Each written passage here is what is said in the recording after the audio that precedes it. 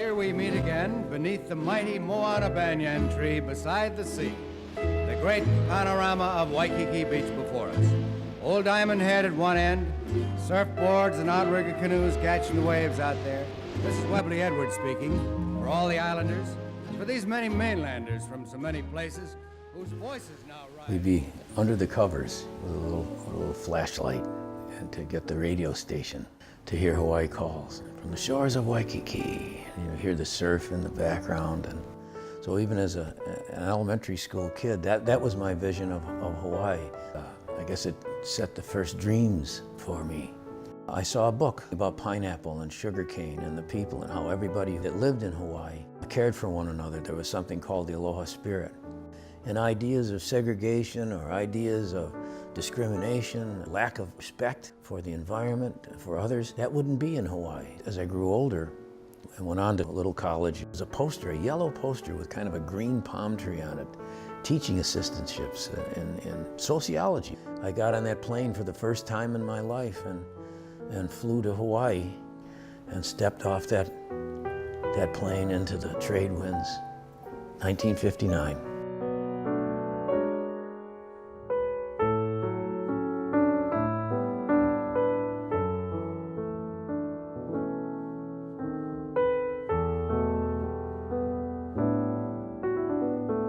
And then Manoa Valley, off Armstrong Street there in Oahu. I walked by it with my dog today. There was the plumeria tree. You could smell the plumeria. And you looked up at night, my first night in Hawaii, it was as if the gods had thrown a bucket of stars across the sky.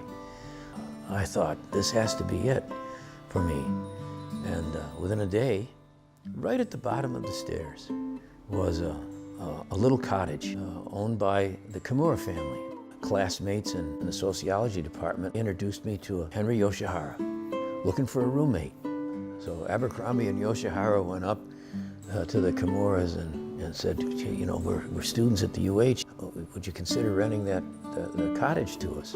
Sure, but I have to tell you boys, the rent is $50. $50. That little cottage is there today. And so that's within about 2 blocks of where our little house is now in Lower Manoa. Isn't it something? More than 50 years ago, I came to Paradise, and the very first day, the very first night I knew I wanted to be there forever. 1959. You know, in 33 years of being married to Neil, I have felt totally loved and supported and nurtured and maybe even tolerated a little bit. I remember doing my PhD work at my little desk in our cottage in Pu'uhonua Street. He made sure I always had food to eat. He would go up to Tantalus and bring beautiful bouquets of awapuhi, fill the room with them. So it was really nurturing, and he made sure I was well taken care of so I could do what I needed to do. I love that about him. I'm just constantly impressed by, when we spend private time together, how he can talk about conflicts, how he can talk about what I would regard as the politics which is going on in a way that respects everyone.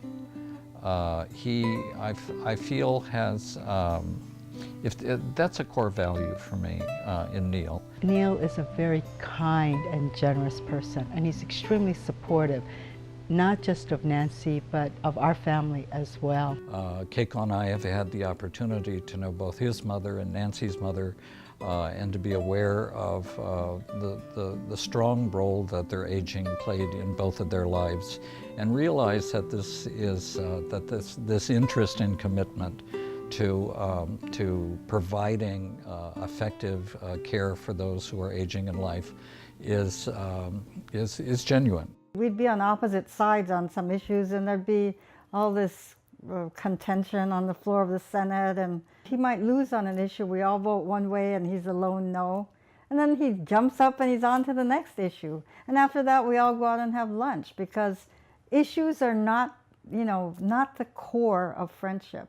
And we all knew that he would not change if he really felt strongly about an issue. To take Manoa finance, that was a very difficult issue years ago. And he really felt for the older Japanese people who were going to lose their life savings.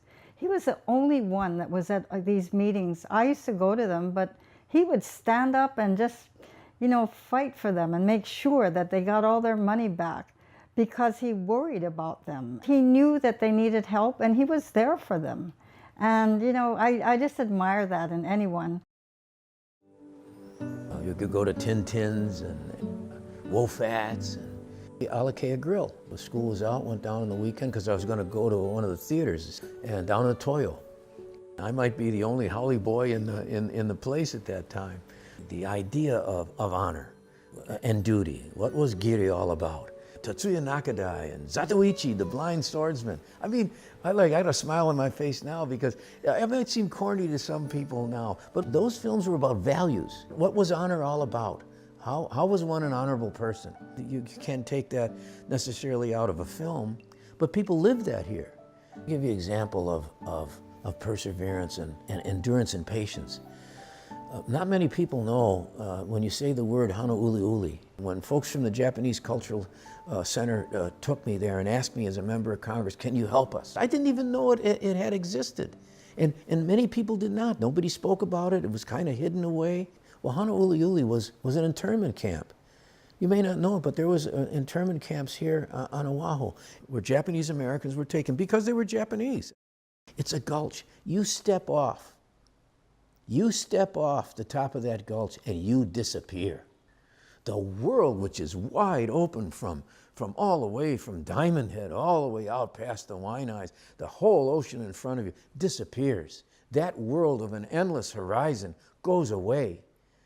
All of a sudden, you are enclosed in a universe that shrinks with every step, eliminated from contact with other people. That's why Hana Uli Uli has to be revived, not just in people's memories, but physically, so that we can see, here's what it was like to be shut away, to be shut out. We can't have that in Hawaii or anywhere else in the world. Our diversity has to define us, not divide us. That's the whole essence. That's the message of Hawaii. That's the message of Hana Uli Uli, that our diversity should be our glory. It should not be our pain. Neil has always supported Native Hawaiian issues. I mean, even before he was in politics. One of the great ironies of Hawaii political history is the fact that the Akaka bill passed the House of Representatives 3 times under Neil's leadership. The same Neil that made a commitment to Hawaii, made a commitment to help for the return of Kaho'olawe. And if he says that he's going to do something, he'll do it. In fact, his first day in office, right after being sworn in, went to the state capitol, abolished furloughs, and made an appropriation to the Department of Education to support education. He restored social services that had been cut under the previous administration. And he showed that he was on the side of the people. He did that on the first day. He didn't even go to the party yet. You know, you get sworn in, you go up there and you do it. That's Neil. That's Neil Abercrombie. That's the same Neil Abercrombie today that he was before. It's easy today to get very cynical, but take a look at what's been achieved in Hawaii. The Hawaiian Renaissance. Kanikapila at Andrews Amphitheater with the Sunday Manoa, Peter Moon and the brothers Casimiro, the Ho'opili brothers from Maui, and Raymond Kane. I got to know Gabby at the Columbia Inn, the Kaha Sons of Ni'ihau, and everyone. First film to be done of hula in a respectful and informative way with Vicky Holt Takamine. Everywhere you went, there was conversation and laughter. And when I got elected to the legislature in the early 1970s, with Dickie Wong from Farrington High School. I think they tried to find something for us to do, Dickie and I.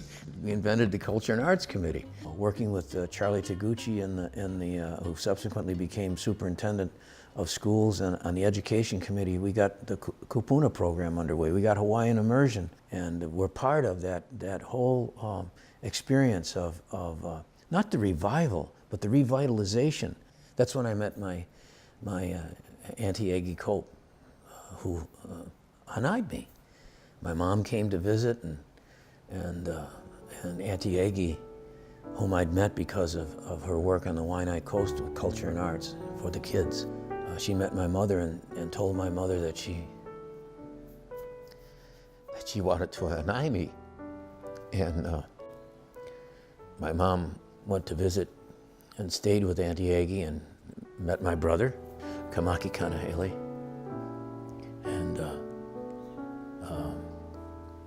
And I was hanai'd to her.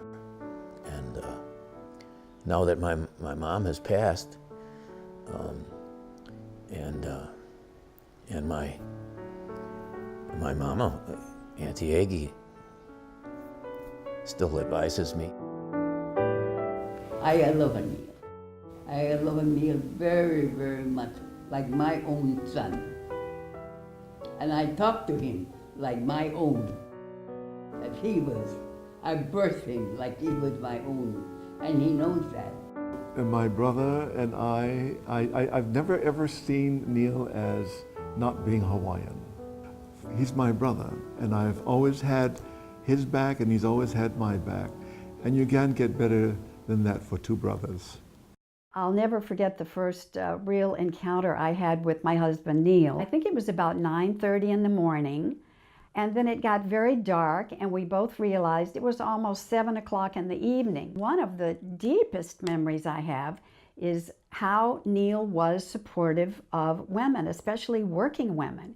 He was a mentor. He was a mentor to me that day before I even knew it. You know, she knew what she was in for. And she went on, got her degrees, her undergraduate degree, 2 master's degree, a PhD. So in the course of events, we did not have children of our own. Neil and I were thinking about the really intense, profound moments of our life together. And certainly one of those has been the ability to create a really loving Hanai family here in Hawaii that I guess a lot of people don't even know about. Young men and women whom we love and cherish and count as family. A little door opened for them, or a little understanding and a little support. Education has been really the most important value to both Neil and myself. His mother was a teacher. We've all been teachers. We talk about being global citizens and certainly citizens of Hawaii. And I think our Hanai family sort of represents that. We have a Hanai son from England, one from Zimbabwe, a young woman from Uzbekistan, some from the mainland and from here. And that's one of the ways that we were able to relate to our Hanai family, was by stressing their education. And I hope we were able to provide the guidance that really allowed them to make their dreams come true. The triumph of aloha is the capacity for ourselves to reach out to others as an extension of our humanity, the breath of life, the exchange of life with one another, our recognition of each other as brothers and sisters. So Hawaii is this incredible combination of ethnicities blending together with Abraham Lincoln called the better angels of our nature, putting together those values that are best understood through the spirit of aloha, so that our diverse backgrounds combine to unite us and not divide us. I've supported Neil for all this time, over 40 years, because of his integrity, his compassion. He is always out there doing the right thing, sometimes at political expense. I don't even have to think about why I support Governor Abercrombie. I've known Neil for over 40 years. He's honest, he cares, and he's someone that I can trust. He also understands that Hawaii is very diverse. Hawaii is not just like any other place. And so he has been a proponent of making sure that different kinds of programs are available for families as well. Neil Abercrombie has done a lot for the people of Hawaii, and as I said before, we owe him another 4 years. That's how we can say thank you, Neil.